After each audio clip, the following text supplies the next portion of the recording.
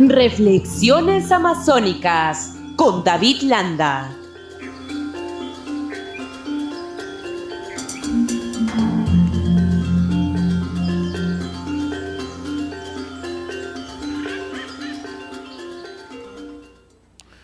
Bien, saludamos a David Landa. Él es ecologista, integrante del colectivo Moyobamba 500 años y muy preocupado por los temas que ocurren en la Amazonía. Buen día, mi estimado David, qué gusto saludarte. Buen día, mi querido José. Sí, a las órdenes aquí de esta ventana de opinión que nos brinda RCR a los que habitamos en la Amazonía. Un abrazo. Y también está con tu mascota ahí, que todas las semanas no deja de escucharnos, ¿no? Bueno, sí. Y ahorita se vienen los búhos, ahorita se vienen los monos, y etcétera, ¿no? Que están por ahí. Sí, pues, que un paisaje natural, sin lugar a dudas. Sí. Hablemos un poco si es posible el desarrollo de la minería en la Amazonía. Me gustaría conocer tu punto de vista. Ayer conversábamos previamente a la secuencia y esta es una preocupación permanente, es una preocupación constante. ¿Se puede o no se puede tener una minería responsable en la Amazonía? Claro que sí, pero antes de ir a la respuesta en sí mismo, a emitir opinión, quiero hacer un comentario, Paraguas. El tema es de que noto que hay una cargada animadversión contra las actividades mineras. Y creo claro, es justificable porque en el pasado hemos tenido pésimas mineras con desconsideraciones ambientales profundas y con una responsabilidad en cuanto a las responsabilidades con las poblaciones sobre las cuales, o en el ámbito de las cuales se hacían las explotaciones de estas. Y tenemos hoy que eso sirve como plataforma para también inescrupulosos que hacen de la oposición a la actividad minera una manera de ganarse la vida, ¿verdad? Y agitar el ambiente. Así tenemos, hay ONGs que se dedican a oponerse en todas formas. Y cuando se oponen en todas formas, yo siempre reflexiono y digo, si hay una oposición total a cualquier actividad minera y no quieren minería para nada, deberían andar desnudos y ser cazadores recolectores y no utilizar ni un medio de transporte, ni una prenda de vestir o lo que fuese, ni consumir los alimentos normales que tenemos en el mercado, porque todas nuestras actividades están vinculadas a los recursos que se obtienen y productos que se obtienen a través de la actividad minera. Entonces, dicho lo cual, sí, la Amazonía tiene una potencialidad minera impresionante, ¿no? Comenzamos con el oro, que es lo que más se busca. También tenemos presencia de plata, de cobre, de hierro, de otros metales como plomo y zinc. Y claro, lo que más se extiende ahorita y es más común escuchar es la explotación del oro.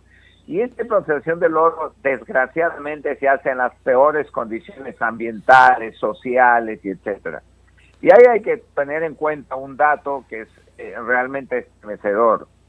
En realidad, la actividad de la minería ilegal en estas 5 regiones amazónicas, la más impactada, Madre de Dios, en segundo lugar Amazonas, ahora por la parte de la cordillera de Cóndor, San Martín también, y el Loreto en la zona de Nanay, en realidad genera unos recursos económicos impresionantes, largamente más allá de lo que podría generar por ejemplo, desde el 2023 o desde el 2013 a 2023, según el reporte que se hace, la minería ilegal generó 8.200 millones de dólares contra 640 millones de dólares que generó el narcotráfico. Es impresionante, ¿no? El nivel comparativo ahí, y tienen ingentes cantidades de recursos con lo que se movilizan, y causan todos estos, digamos, ya males sociales que estamos comprobando, que se van mutando a otras actividades como sicariato, y también ya empiezan a invertir en narcotráfico, etcétera, etcétera, etcétera. De ese punto de vista, si nosotros no alentamos un manejo minero responsable en la Amazonía, vamos a estar a merced de esta actividad criminal altamente financiada y de altísima rentabilidad financiera, digamos, para esa gente, que es la minería ilegal, sobre todo lo dedicado al oro. Por eso es que la minería en la Amazonía es importante desarrollar, ¿no? Ahora, aquí hay otro tema, ¿no? Se conoce dónde se desarrolla la minería ilegal. Ya todos conocemos en qué zonas de la Amazonía hay esta actividad ilícita. Te comento una nomás, la que los medios de comunicación le pusieron los reflectores hace unos días. Nosotros venimos tocando ese tema desde hace varios años. Lo que ocurre en la cordillera del Cóndor, lo que ocurre en la zona del Alto Cenepa, en la zona de Condorcanqui, donde están comunidades nativas originarias, ¿no? En la frontera con Ecuador, ¿no? Allí ahora hay una actividad a vista y paciencia de todos. ¿Por qué? Porque ya hay una conexión entre la actividad ilícita minera en nuestro país con la actividad ilícita minera en Ecuador. O sea, han creado todo un circuito ilícito, pero con anuencia incluso de gente que está en los puestos de vigilancia en la zona del ejército, que muchas veces le brindan seguridad a esta actividad. Entonces, ¿cómo frenamos esto? Porque tú puedes identificar, ¿no? Y además tú, con el ojo clínico que tienes, sabes dónde hay este tipo de actividades. Entonces, ¿qué es lo que tenemos que hacer? O sea, hay una pasividad, miramos, y las cifras nos desbordan. Lo que tú dices es totalmente cierto, más de 8.000 millones de dólares, ¿no? Y están superando largamente al narcotráfico. Y se conoce, pero nadie actúa. En la minería, en la Amazonía, ¿qué tenemos que hacer, mi querido David? Bueno, en realidad estamos, en primer lugar, que el tema de previsión es fundamental, ¿no? Y la formalización. No podemos estar dando nosotros cabida primero a aquellos antimineros que podríamos decir totales, aquellos que están utilizando a la prédica antiminera como un medio de ganarse la vida y ganarse unos centavos. Entonces alejan a toda posibilidad con los populistas que son nuestros políticos gobernantes, y tanto en nivel regional, local o nacional, aunque vemos que en el nivel nacional han tenido una reacción mirada con el actual ministro de Energía, que tenemos que alguien que sí sabe. Entonces, no dar tribuna a esa gente que desanima la inversión tan necesaria en el país en actividades mineras formales. Porque el Perú hace una invitación a la inversión en minería, porque el Perú es un país eminentemente minero. Y cuando esas personas vienen y empiezan a interactuar con los gobiernos subnacionales, no falta alguien que es un opositor a ultranza a la actividad minera y va a desestimular una interacción entre las compañías mineras que ya tienen los denuncios aprobados y, digo yo, el Estado a su nivel regional, ¿no? Entonces, ahí hay un grave problema que hay que salvar.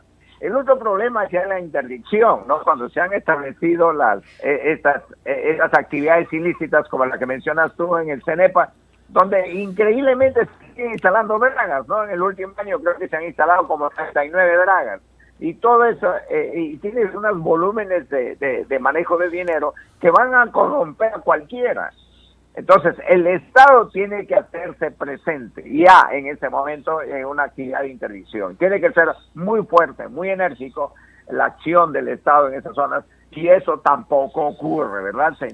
Esperamos que digamos, se infecte todo el sistema para que recién podamos ingresar con los costos significativos sociales que puedan producir, como lo que acaban de ocurrir pues en la zona de Patás, ¿no?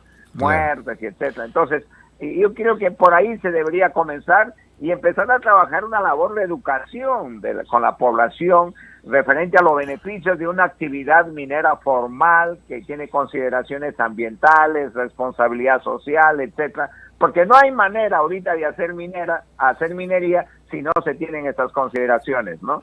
Y el otro tema es que lo que tú planteas, David, el papel de las direcciones regionales de minería en las regiones. Primero, Así es. no tienen la capacidad logística, muchas veces no tienen la capacidad de tener una mirada real de lo que ocurre, ¿no?, en el sector, en cada región, ¿no? Y allí está Pues, el problema porque, o sea, no tienen una visión para poder establecer de qué manera se puede hacer una minería responsable en las zonas. ¿Por qué? Porque muchas veces no les interesa. No les interesa ¿por qué? Porque hay mucha corrupción, David. Hay demasiada. demasiada corrupción y eso incrementa la minería ilegal. Hay demasiada corrupción, pero aparte también las direcciones regionales no tienen ninguna capacidad para poder frenar el avance incontenible de la minería ilegal. Si tienen una camioneta, a lo mucho dos, a lo sumo tres, ¿cómo Así es. supervisas? ¿Cómo vas a las zonas? En la Amazonía, ¿cómo te desplazas? Es impresionante. Sí, Por eso, en realidad lo que tú planteas es una situación muy, muy grave, porque en realidad no hay control de nada. Y lo más grave de todo esto, diríamos, en último de los casos, es que de ese monto que mencionaste, de los 8.000 y pico de millones de dólares que se genera en la última década, la minería acá, solamente un 10% de eso ha quedado en el Perú. El resto ha ido a Bolivia, o va a Ecuador, o va con el Comando Bermelo a Brasil, o no. Entonces, o el Comando Capital, que van a Brasil, que son organizaciones delictivas muy bien organizadas, y el recurso tampoco se queda en el Perú, en último de los casos, ¿no? Entonces, las direcciones regionales deben tener un papel muy importante y tiene que haber apoyo del Estado Nacional. Se deben destinar recursos para la movilización, sistemas de vigilancia y control de los mismos funcionarios dentro de esas direcciones regionales, porque si no, de nada estamos hablando, ¿verdad? Entonces, y como digo nuevamente, fomentar una promoción de la inversión privada en minería. Necesitamos eso y de alguna manera bajarle la llanta a aquellos que utilizan esas plataformas antimineras para generarse un modo de ganarse la vida muy individual, muy egoísta, muy particular, ¿no? Y empezar a pensar en el beneficio colectivo. Entonces, es posible una actividad minera en la Amazonía y es urgente formalizarla y promoverla para hacer frente al establecimiento de estas actividades ilícitas que se van a venir dando. Mira, solamente hay que tener en cuenta que en Nanay, en el último año se han establecido más o menos unas 40 dragas. Eso es brutal. Ya tenemos más o menos 100 dragas en el río Nanay, ¿no? Y se siguen instalando en el río Marañón, en la zona entre Amazonas y Cajamarca, en la zona de balsas, etcétera. Se están estableciendo también ya enclaves ilegales mineros, y eso va a traer delincuencia. Va a haber una convulsión terrible en la Amazonía si es que no se cautelan estos temas ilícitos de una manera ya enérgica, ¿no? así es, mi estimado David. Un buen punto que has puesto esta mañana, ¿no? Y deberíamos seguir agotándolo, porque lo que se Yo trata creo que es, sí. sí, lo que se trata es no solamente llamar la atención, sino hacer que las autoridades actúen, así que se preocupen, porque se Así conoce es, el tema. El problema es que se deja pasar un conjunto de así intereses es. detrás de esto. Yo, como siempre, te agradezco, mi estimado David. Siempre es un gusto conversar contigo. Saludos. De igual manera, José, que tengas un buen día. Hoy día ya se puso más fresca nuestra Amazonía después de una tormenta anoche. Y con un hermoso paisaje. Tú cada día sigues una nueva escenografía, en realidad. Bueno, Envidiable, una sana envidia, sin lugar a dudas. siempre están invitados acá.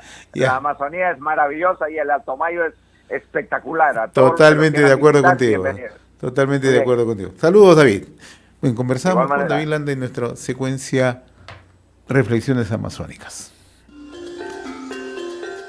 Reflexiones amazónicas con David Landa.